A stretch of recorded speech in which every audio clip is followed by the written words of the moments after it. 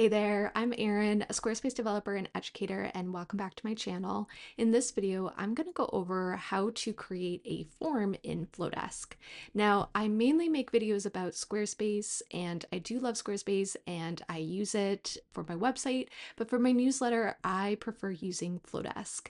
And I wanted to create more videos and tutorials around Flodesk because I have a video about how to integrate Squarespace and Flodesk together, and it is one of my top videos. So I thought I'd do more Flodesk videos to show you how to utilize the platform. In this video, I'm going to go over how to create a form, and there are 3 different forms you can create. So I'll go over full page, inline, and pop-up. And you use a form in Flodesk when you want a user to sign up for your newsletter. So they're very important. All right, so let's jump into the tutorial. So once you're in Flodesk, you're going to navigate to Forms, and then you're going to see the option to create a new form. I will say that before you start creating a new form, if you've already created some for other, reasons, and the layout is going to be fairly similar to your new one, I highly suggest duplicating an existing one. Hit the ellipse, hit duplicate. It's going to save you a lot of time. You can just easily swap out your copy and your image, and you'll be good to go. But I am going to show you how to start a new form. So we're going to navigate here, and it's going to bring you to all of the templates.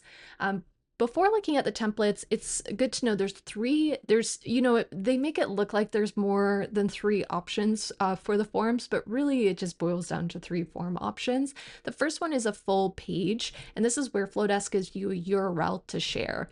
For example, this is a full page form. And so this is great if you do not have a website. This is kind of your only option. If you don't have a place to embed an inline form or a pop-up form, you're going to want to go with a full page. So you have that URL, you can share it in a button, in your Instagram bio, or like your link tree, for example. If you do have a website or somewhere where you can embed code, you also have the option for an inline form. For example, I have that on my website here. You can also have a pop-up on your website. So, that pop-up that shows up when users go to your website. Those are the 3 categories of forms. And then these templates just show the different looks of them.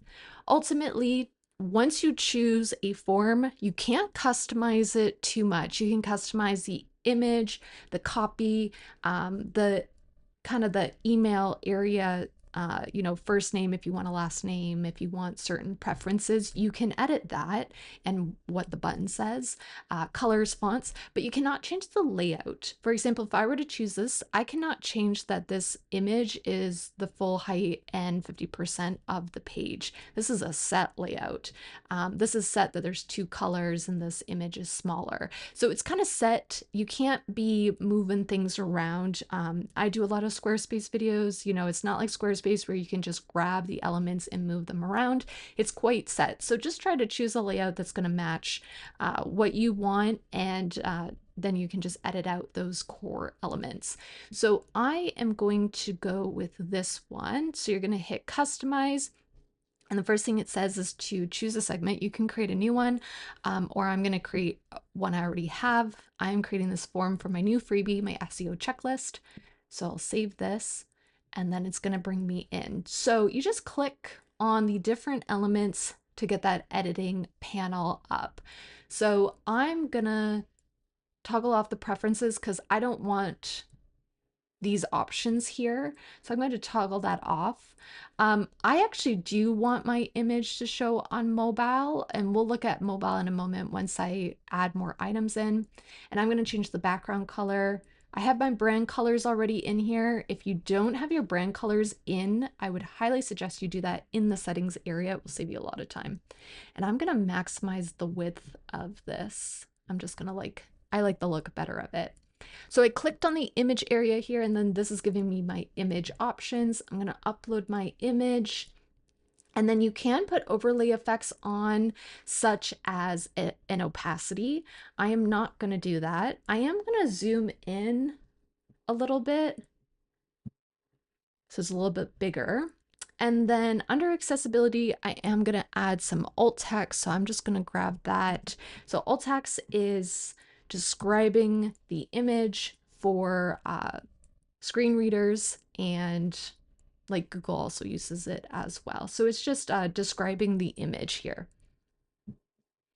All right, and so that's it for the image settings. So I'm gonna go over to the copy area. First thing I'm gonna do is I'm just gonna change all this so I can see what's going on.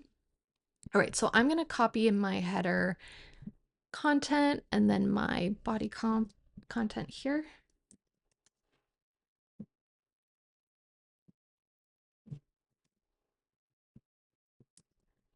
And one thing to note is that you cannot add like more copy, like more text blocks or anything. And so you can, this one's giving me two, so you can just put all your content in here. I'm going to do the fonts and the spacing in a moment. And I'm actually not going to use this. And so the way if you want to remove something, such as a text block, I'm just deleting all of this text. And when I click out, it just removes that block. But you cannot bring it back. So you can always hit undo if you change your mind, but that's just something to note that if you get rid of a text block, it doesn't come back. You can't add it in or move things around. So just note that. Just make sure you're deleting things that you want to delete. Okay, so I'm just going to format this how I want it to be.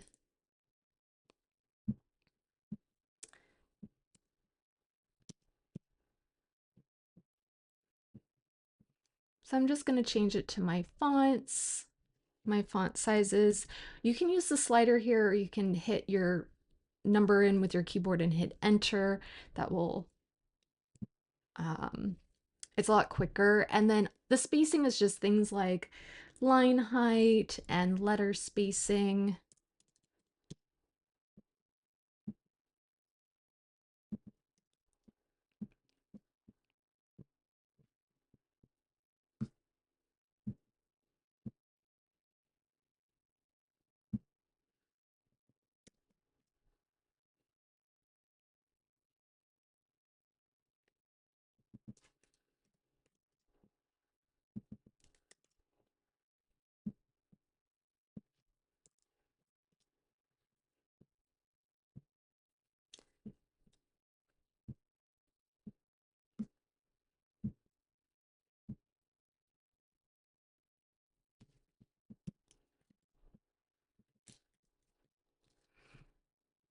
All right. And you will notice in this text block here, I do have two different fonts going on.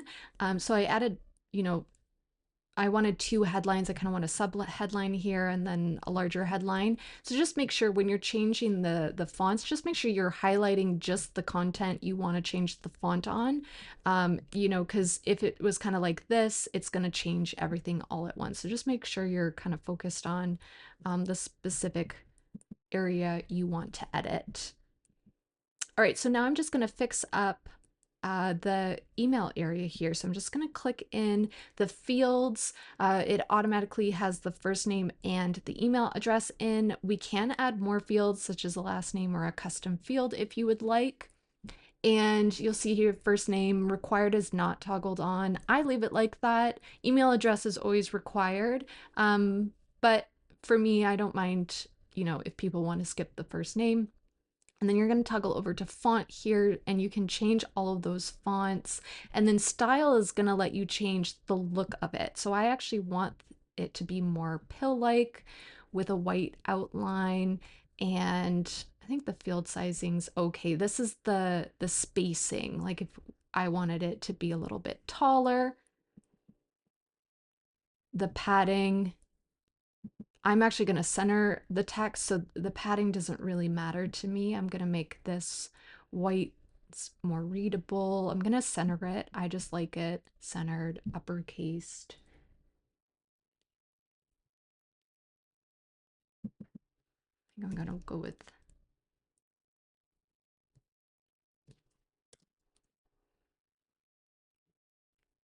all right, that's okay. And then I'm going to do the button here. So I'm going to follow in the same fashion, but I'm going to change it to my brand colors. And I'll change the text here in a moment. I think the button looks okay. And then we'll toggle to font here, and I'll just keep this on brand.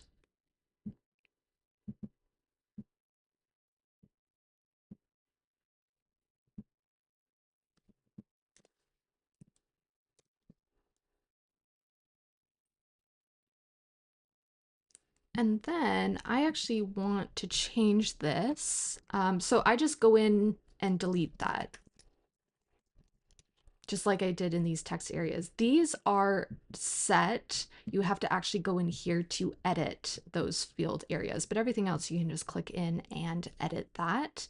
And then once I've done this, I want to do the thank you page. So this is as soon as someone fills out the form, it normally displays a message here. So you can do one of these built-in messages. I want a custom message. So as soon as I hit that, I can go in and edit that. And also you can see that you can also have options that instead of having a little phrase here, a little message, you can redirect to a specific URL. You can also, so you put your URL in there. And then for font, I'm just gonna style it so it's on brand. I keep this white. All right. And then we're going to go to actually, and what I'm going to do is I'm going to check it out on mobile, and I can see it on mobile. I actually do like my image on mobile because my image isn't as big. You know, it doesn't take up the full space. You can also have this toggled off, and then it just doesn't have the image. It just has your content here with the sign up form. But I think mine looks good with an image. And then you want to go to settings here, and you can choose some options here. For example, I like a double opt-in. I don't like to be notified, so I toggle this off. You can just double check your segment. And then I want to change the link. I like having a little custom link and not having just a random string of, you know, numbers and letters here. To click the little pencil icon, and then I'm going to paste in what I would like my link to be. And then for link preview, this is, so I'm going to I'm just uploading the same image I had as last time.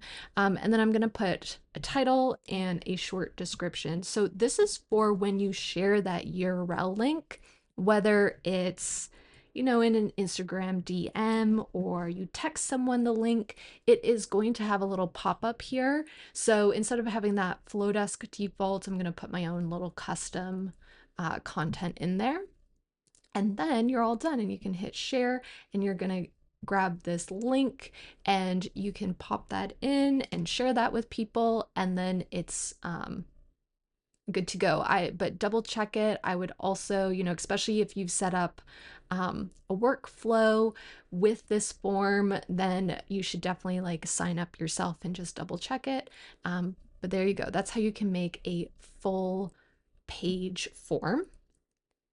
Now for something like an inline block, you again look through the templates, and then you can choose one that you would like to edit. And it works in the same way that, you know, you can still customize those colors, fonts, the email settings, the copy, the image, but the layout is set. You can't be moving things around. For myself, I personally like to just have the form, and just this form is the code. I use all of the copy here. I've added, this is my Squarespace website, I've added this in as a text block in Squarespace. I like it because this spacing and font is what I'm using on the website already, so it keeps things more consistent for me. So I like to just use the form. So what I do is I actually just choose a form in a similar format, such as this one, and I hit customize it. Let's just choose a segment. And then I just delete all of this copy. So when I delete it, remember, it just deletes that text block, and it will rearrange itself, and I'm actually going to make like the background color, I'm gonna make it transparent. So if you choose this option here with that red line through it, means it's transparent. So it's not gonna have a background color. And that's definitely best to do if you're gonna embed it on your website. So then it just takes on whatever color background is on your website. Like if I change this section to be a green, the inline block will still look good and there won't be like a white box around it. You can change your preferences if you wanted these little options. You can also change the width of it. You can make it really wide. I tend to just go with whatever the standard is. It tends to work really well for me. And then you can just click in to the boxes here and edit. If you want to add a field, let's say we want to add a first name field. I do want to have that first, so I'm going to switch that to the top. We can change those fonts. We can change the style as well. You know, we can change the colors here, center align, and do all those text edits. For the button, you know, maybe it's like this, fill color. Maybe we do something like a green for this one, border color, and then the font is maybe black as well.